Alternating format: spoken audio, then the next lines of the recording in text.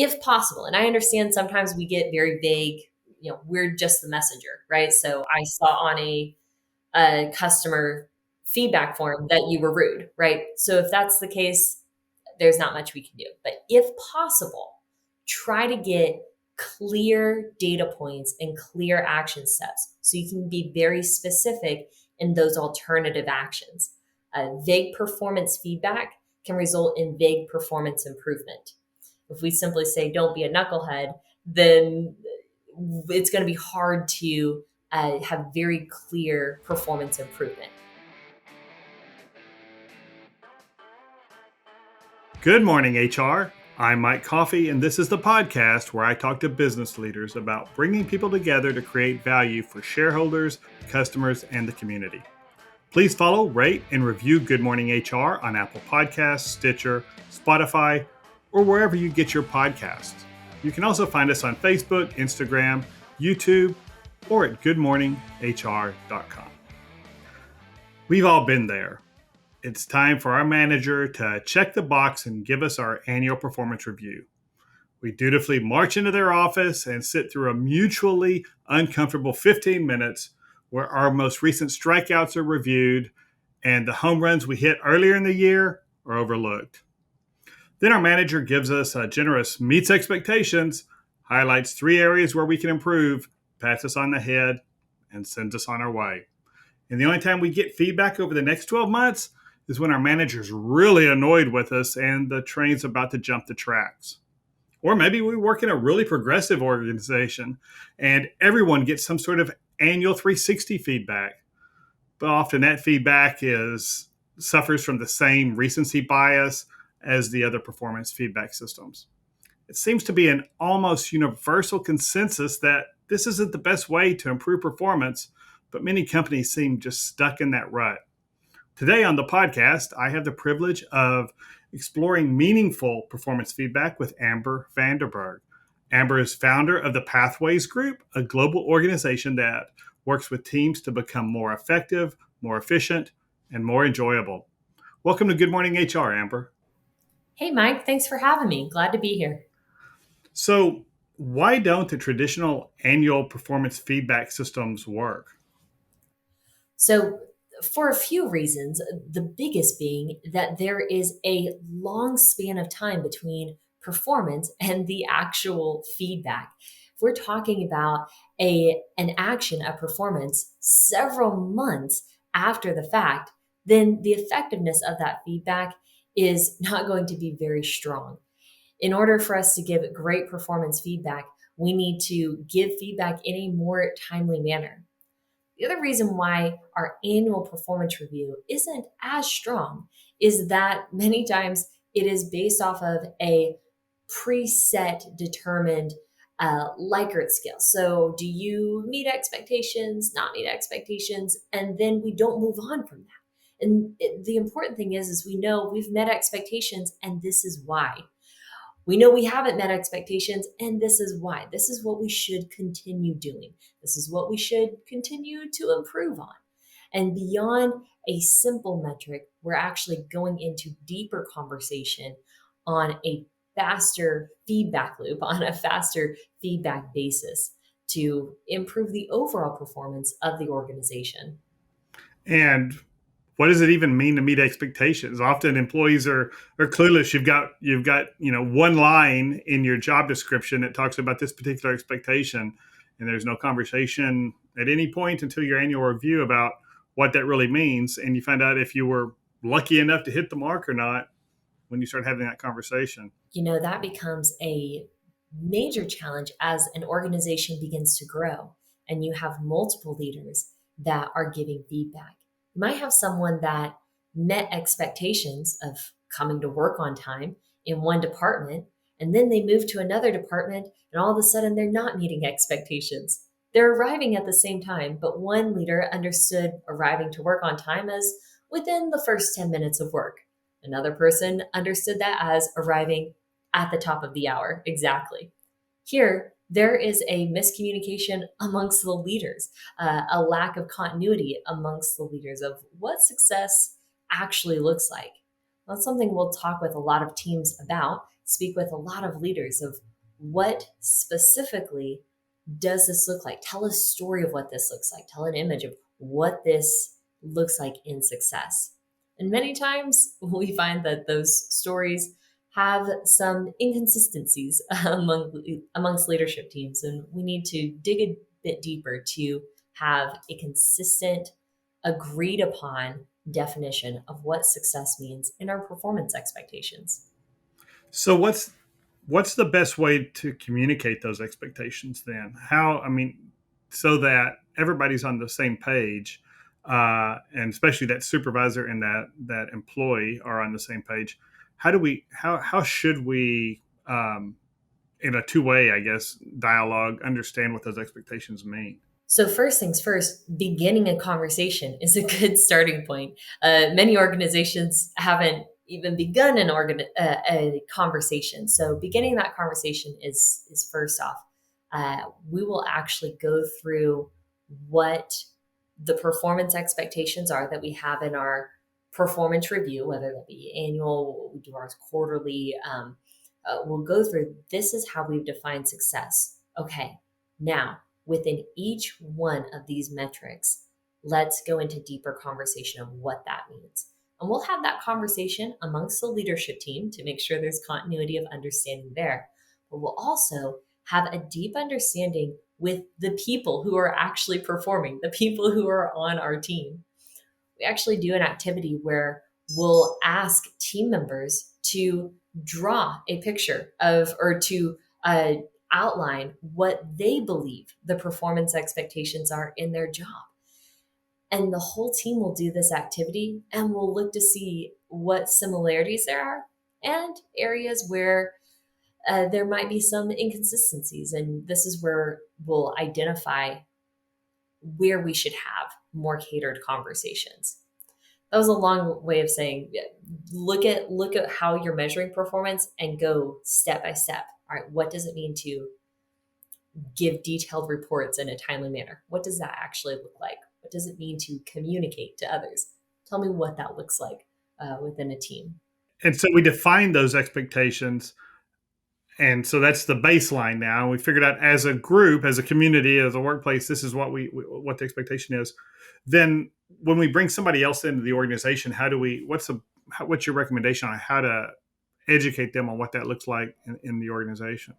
Mm-hmm. So it's important to set those expectations from the very first interaction. So if you are bringing somebody into the team, those expectations should begin being set in that application process, in that interviewing process, in the onboarding process. We're reiterating these expectations multiple times throughout that decision making process of both the applicant, soon to be team member, and the organization. So that there is a clear understanding. Whenever I come into this team, this is how my performance will be measured. One of the worst things we can do is allow someone to go through the entire process and then measure them in a performance metric a year later on a metric that they did not know that they would be measured about, or Right. they didn't know that that would be a measure of their performance. That needs to be clearly communicated from the beginning. I've actually worked with some teams that will pull out the measures of performance and look at how they are communicating and clarifying those expectations in that interviewing process, and also how they are training up people to be successful in the onboarding and continuous education aspect of their talent development as well. Yeah, that's interesting because that's when I'm coaching with employers on their employee selection process. One of the big things I push is trying to make the job as unappealing to the wrong person as possible. So if your expectations are, hey, this our workday starts at 8 o'clock. I expect everybody at their desk working at 8 o'clock, not at the coffee room, not at blah blah blah. And if that's really the culture and the way you've got it, make sure you tell everybody in the interview process. So the people who uh, won't or can't do that will self-select out of the process, and it's fair to everybody and makes it harder to put a butt in a seat, but that they're more likely to stay a longer period of time if if the job that they accept, that they think they're accepting, is the job they actually have. Mike, I'm reminded of the Disney theme parks. Their hiring process is known for setting that expectation. There's an idea of, oh, I'm going to work at Disney parks. We're going to see smiling kids all the time and give balloons, right? And make a really memorable experience. And they do let people know, hey, sometimes it's going to be hot and kids are going to be tired and families might be a little cranky. And even in these situations, you're still expected to give an excellent experience. And it's not always the smiling kid that's coming up. It could be someone that's having a rough day. And even in that situation, when you're hot and when you're tired and when you're outside and you have someone that's cranky, this is still the expectation. And some people do realize that within this conversation and they will self-select out as well. I think that's a powerful conversation that Disney uses in their interviewing process. Yeah, I think that's smart. So we have clear expectations. We're on the same page. Let's talk about the actual feedback process and what's the right way to give feedback. When do you give it? And maybe, and we can talk about how to receive feedback, because I think that's probably just as important. But as a leader, what should my considerations be as I prepare to give somebody feedback? So before I go into the conversation, I do a bit of a self-assessment and ask, okay, have I communicated these expectations? And that's a that's a real conversation. We had a situation internally where I thought an expectation was not met, and then I realized, oh, I've never communicated that as an expectation. That's on me. So I'll do a bit of a self-assessment first. And then I'll go into the conversation, first seeking understanding. Um, so that's first asking what's going on, what's the situation, what's the pulse check of the individual. I'm going to seek understanding first. There's a communication theory called the fundamental attribution error, and it states that many times we judge other people by their outcomes while we judge ourselves by our intentions. And so we see somebody else mess up and we'll assume the worst in what they were doing. But if we make the same mistake, we see what we were intending to do and we know that it was a mistake. And I keep that in mind whenever I'm going into my feedback conversation. Is first I seek that understanding. And then the next thing that I'll do is I'll go into the purpose of my feedback. Now, this is really the meat of your feedback. And many times, whenever we're giving that feedback, we get caught up in the emotion of how someone might respond and how we are going to get our words across. I do first is I identify what is the actual purpose. Is it to fix undesired behavior? Is it to coach current behavior? Or is it to encourage desired behavior? Sometimes we forget about that encouraging part, but it's important to give encouraging feedback as well. And in all three of these purposes, I'm going to know the action. So if my goal is to give encouraging feedback, then the person should be able to walk away knowing exactly what actions, behaviors, attitudes should be repeated in the future. That means that I go beyond saying good job. I get very specific so that the person can get strategic. Good job in doing this. This was the result of that action. So they're actually going to see what the action was, why it was important, and why. So they understand the outcome and where it fits into the bigger organization. Exactly. Right. It's more than just a good job. It's actually that understanding of this is what I'm doing. And if I want to repeat this, if I want more good action, that doesn't mean that I do the exact same thing. It could be, right? It could be that I do the exact same action, but it could be, I understand this is the impact that we're going for. What if I did something else to do that, to cultivate that same impact, right? So we're going into that purpose of encouraging feedback. If I'm giving coaching feedback, it's going to be a slightly different approach. We're going to discuss what action, attitude, behavior was exemplified. We're also going to demonstrate or illustrate why that was important. And then go into a second layer of what action or behavior might improve, might go a little bit better, right? So we did something well. We can go into that coaching out conversation to raise the standard.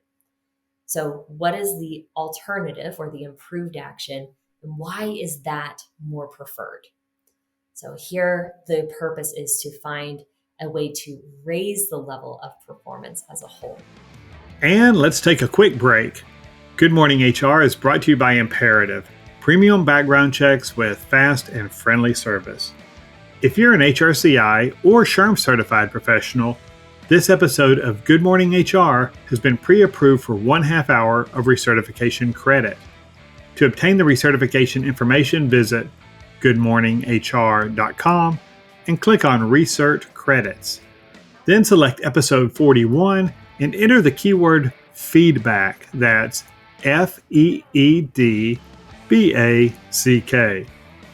On April 14th, I'll be hosting a webinar entitled Drug-Free Workplaces in an Increasingly Tolerant and Stoned Society.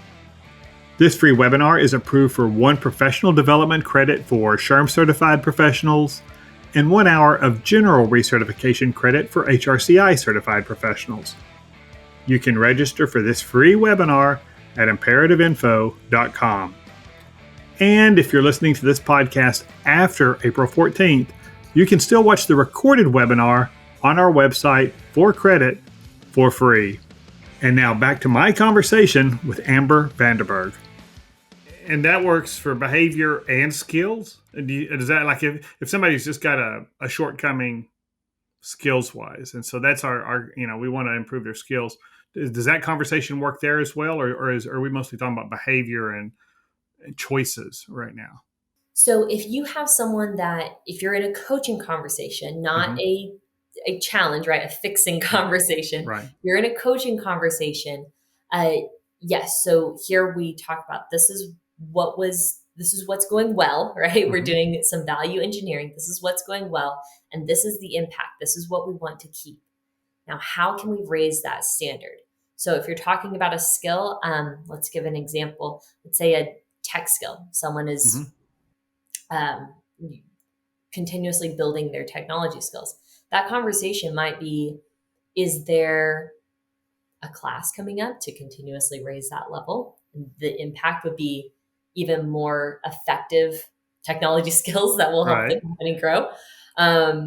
If it is let's say facilitation, we're a training company, so we work with a lot of facilitators. We have people that are excellent at facilitating. We'll identify what specifically is good about their facilitation, the impact that it's had. And then in our coaching conversation, we'll discover how we can improve specifically in that facilitation skill, not necessarily behavior, but the skill. What are those action steps we can take, and what's the impact? Now, that second impact, that's where that buy-in is going to be. Otherwise, okay, I'm taking a class just because Amber said so, right? So it's that, what's the impact of the improved skill? So then is that coaching is more, there's more of a conversation then. It's not Amber telling me to go take this class. This is where your skill level is now. It'd be ideal if it were at this other level. So let's talk about what would help you be successful in reaching that goal. Yeah. So preferably that is more of a conversation and not Amber's telling me to do this, right? Now, the third purpose is to fix undesired behavior or a skill. So this is undesired performance. Now, again, preferably, this is more of a conversation. Sometimes it is, sometimes there's a specific alternative action that we want, right? And so again, we're going to be very clear. This is the undesired action or behavior. And this is the impact of that undesired action or behavior. Then we go into that second layer of what and why. What is the alternative performance that we desire? And what is the impact of that alternative performance? So we're looking at 2 layers. So encouraging, we state what happened, what we want repeated, and why. And then for coaching and fixing, we're going to say what happened, why that, what the impact was, and then that alternative action, that alternative performance, and the impact of that alternative performance. Okay, so you were rude to this customer on this phone call. It lowered our customer satisfaction with what we're doing, their likelihood of buying again.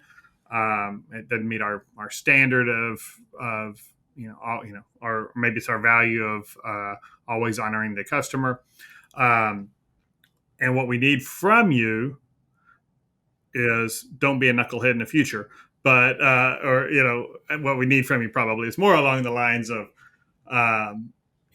putting yourself in the customer's position, understanding their problem, realizing that they're paying us to deliver service and a product, and that we want to, in every interaction, create value for the customer. So is that the kind of conversation you're talking about? That's the conversation. If possible, I would try to be even more specific than that. So you were rude to the customer. What if he said instead, notice that you rolled your eyes and you walked away? Okay. In the future, stay at the desk. Don't just walk away. Stay there and make eye contact with the individual. So even here, we're using positive words. So rather than saying, don't roll your eyes and walk away, we're actually giving, this is what I want you to do instead. Okay. Smile.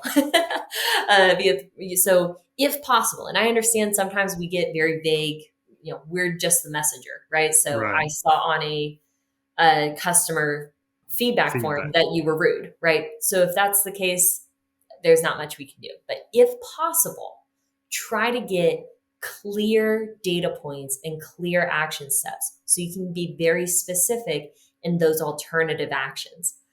Vague performance feedback can result in vague performance improvement.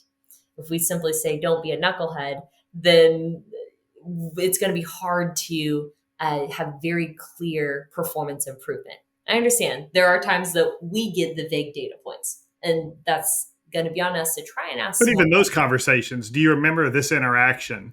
Or tell me what tell me what happened when you were talking to so and so. Yeah, and see what they recall and dig into it. But yeah, I think that's that's something we. I think that's a really actionable thing that you said there about getting really, really specific there, because I think sometimes leaders just tend to think, well, any moron knows what's expected here. And so, why do I have to? I don't want to have to babysit my children at work. That's that kind of attitude. And so, I can see we're being very specific. First of all, it doesn't leave it up to debate later about what the conversation was about, and there's hopefully some understanding from that employee from the other side of the conversation. So if I'm that employee who's getting coaching or just some sort of more direct correction of my behavior, what are things that I can do to make that conversation more constructive and make sure I come away with a clear understanding of what's expected? I think that the first thing is to recognize that the way that you receive feedback is going to impact how much feedback you get in the future. We see that a lot from leaders. I'll have leaders ask, Amber, I asked for feedback and I don't get it. So, well, how have you responded to feedback being received in the past?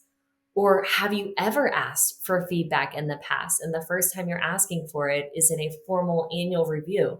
When we try asking for that within a meeting, asking for that in smaller stakes situations. So I think it's important to have the mindset of the way that I'm receiving feedback now will impact how much feedback and the type of honest feedback I'll get in the future. Always keep that in mind whenever I'm receiving feedback. So with that in mind, I do begin by thanking the person. It can be very vulnerable to give feedback. So I do thank the individual for taking enough care in my performance to give the feedback. And then if there is points of unclarity, many times there are, I'll ask the question, can I ask a few clarifying questions so I can understand how I can improve? almost every time they'll say yes, right? So, but giving them permission to answer those questions, it sets a powerful tone of a conversation as you're seeking those follow-up questions to get those actionable things that you can do.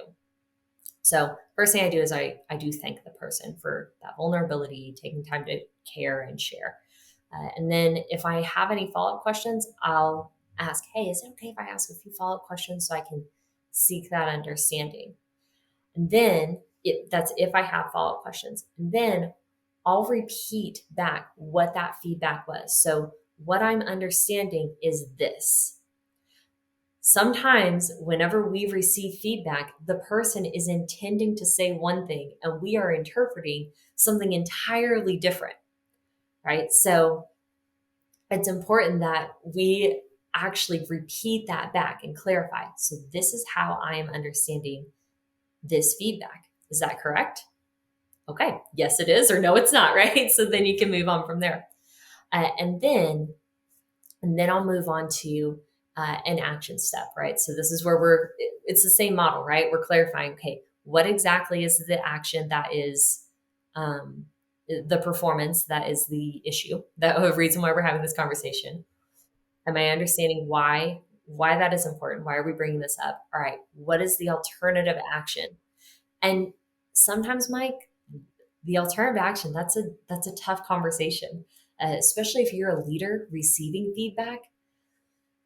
There might be something organizationally we don't have a lot of influence over, right? Or there may not be a lot that we can do within the overall team performance. But it's important to let the person know, okay, I'm hearing what you're saying. This is something that might be, we're going to try this, or we can do something here.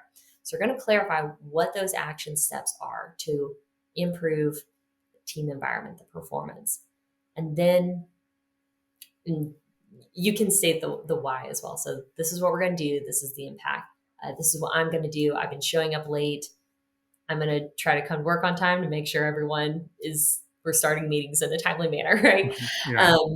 And then what I encourage you to do is to follow up from that feedback. And that's if you're giving or receiving.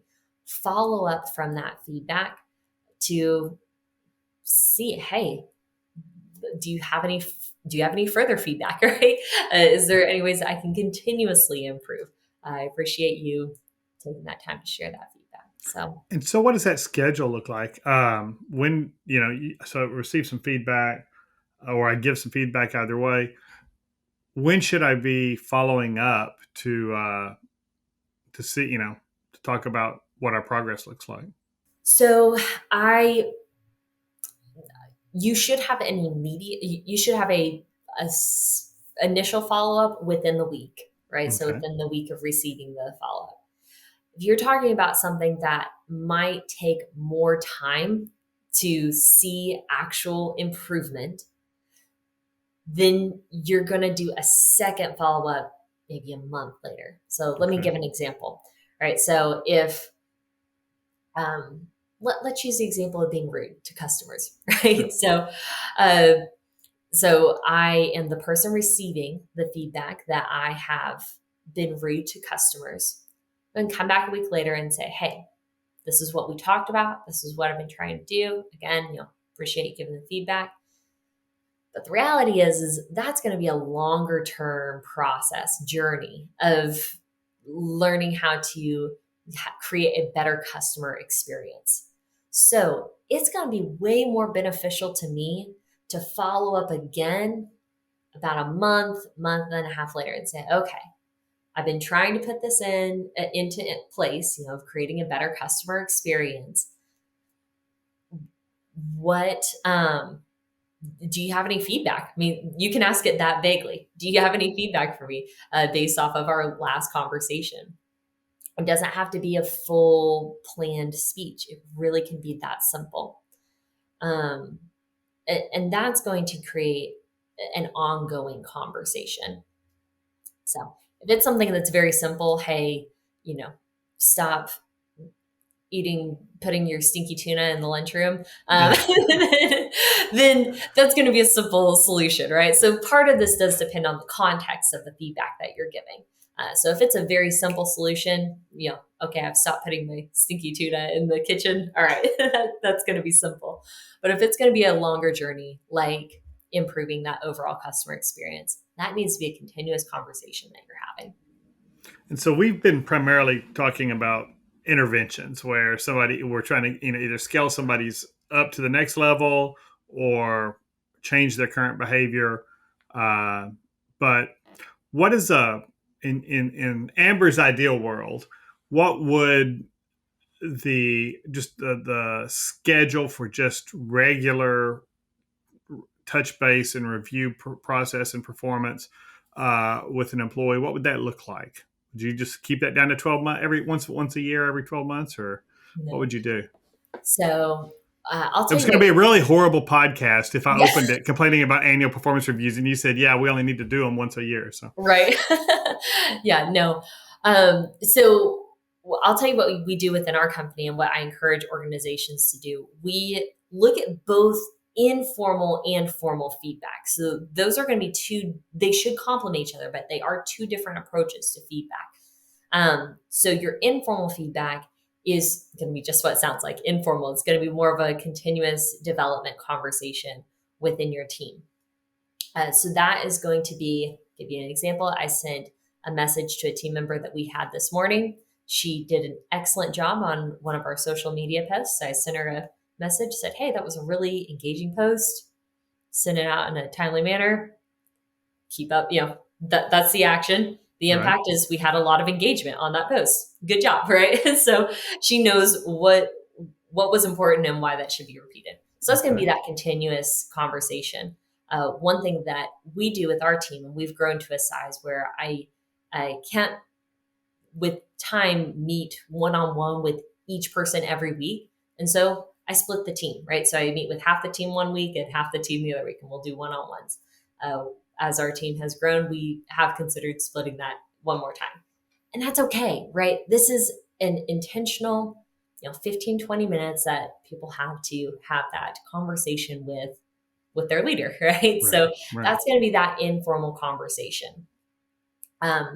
Within messages and that continuous informal feedback, studies are showing that, especially with millennials and Gen Z, there is a high craving for feedback. Mm-hmm. So, average is 2 to 3 times a week that people are craving that feedback, which in my mind was pretty high, but you can alter that depending on your team. My team does get a decent amount of feedback every week.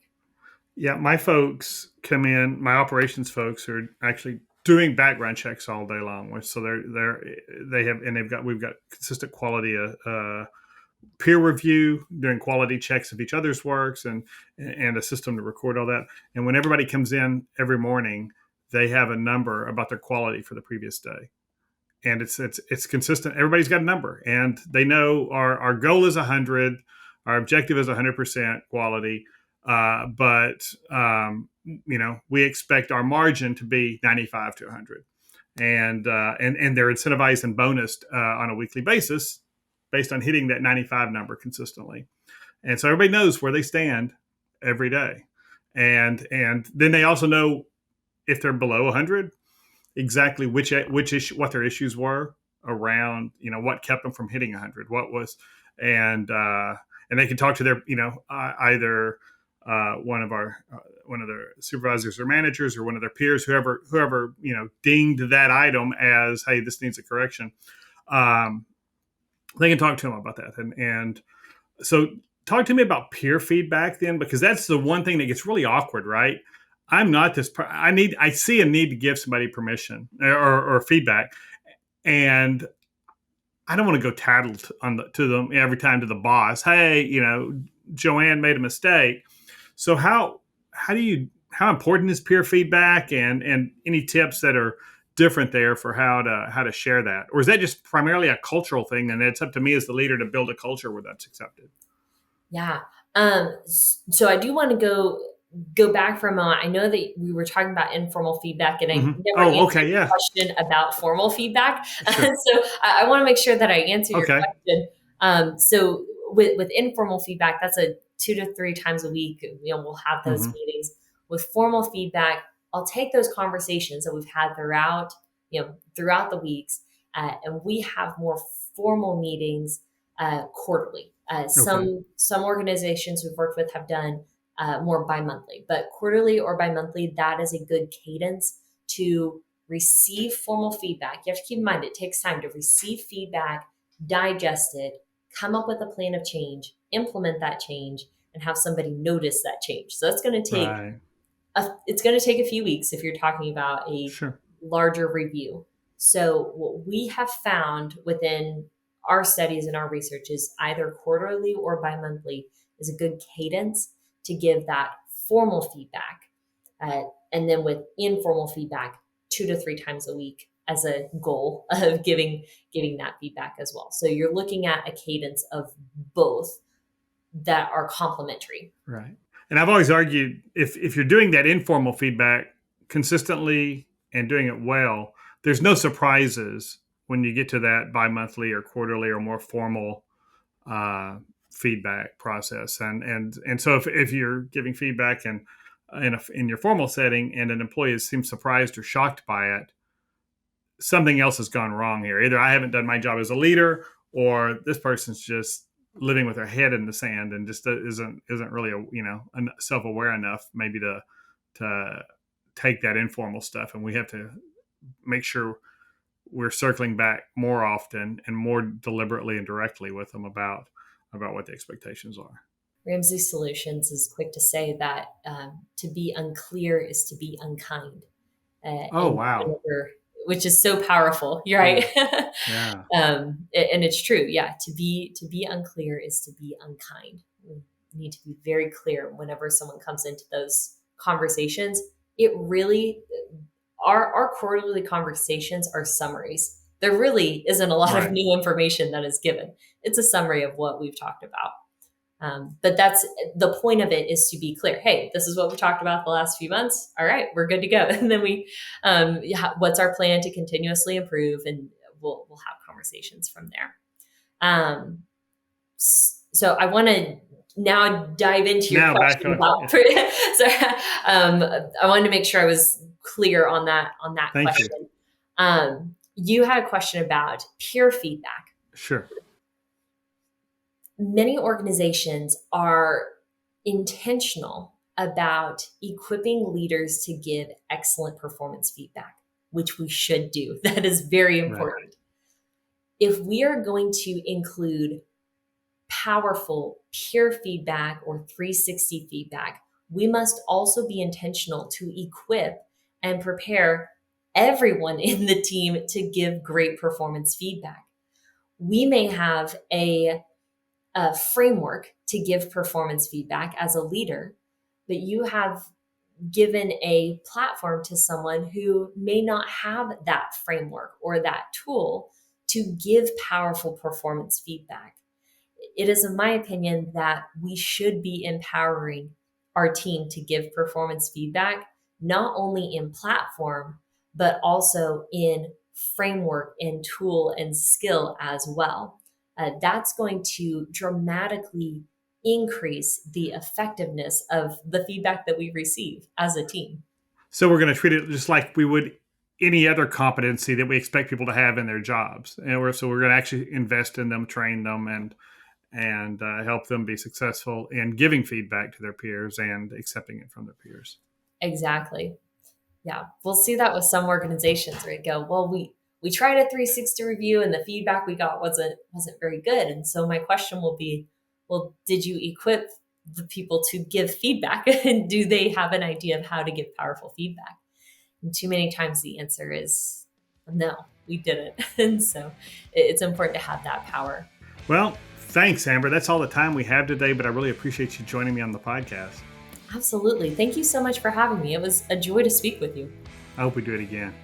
Absolutely. You have a good rest of the day. And thank you for listening. You can find previous episodes, show notes, and contact info for our guest at goodmorninghr.com or on Facebook, Instagram, or YouTube. And don't forget to follow us wherever you get your podcasts. Rob Upchurch is our technical producer, and I'm Mike Coffey. As always, Don't hesitate to reach out if I can be of service to you personally or professionally. I'll see you next week, and until then, be well, do good, and keep your chin up.